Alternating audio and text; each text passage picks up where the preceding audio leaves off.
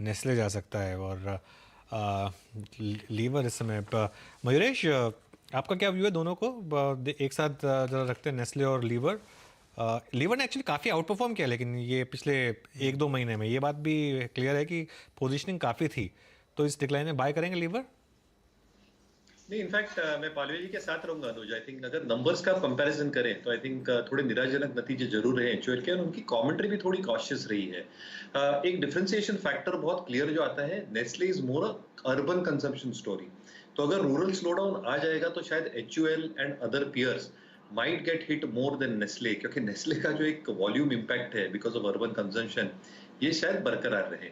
दूसरा, I think in terms of the overall dynamics itself, I think जो cost pass through हुआ है that will be applicable for the entire sector as a whole, but I think जो added benefits आते हैं in terms of passing it through for the product that Nestle makes, I think जो baby products है, chocolates है, और वहाँ पे थोड़ा एक डिफ्लेशनरी इम्पैक्ट भी देखा गया है, तो आई थिंक मार्जिन्स में एक अच्छा खासा स्टेबिलिटी आ सकता है। और तीसरा, जो ओनिल मेथोडोलॉजी आई थिंक 20,600 के आसपास नेस्ले का एक बहुत की पिवट लेवल था, जैसे पालविया जी ने कहा, I think that has got crossed right now. तो मुझे लगता है आई थिंक एक अच्छा खासा मोमेंटम नेस्ले का कंटिन्यू रहेगा कंपेयर टू एचयूएल। ठीक बात ये। अच्छा, इस बीच जेएसडब्ल्यू स्टील स्क्रीन पे खींचेगा, मानो जरा चार्ट क्विकली देखिएगा। जेएसडब्ल्यू स्टील के नंबर्स खराब थे, पर कहा जा रहा है जो एडिशनल कॉस्ट थी जो रिड्यूस हो रही थी वो एक्चुअल इंपैक्ट सब्सिक्वेंट क्वार्टर में।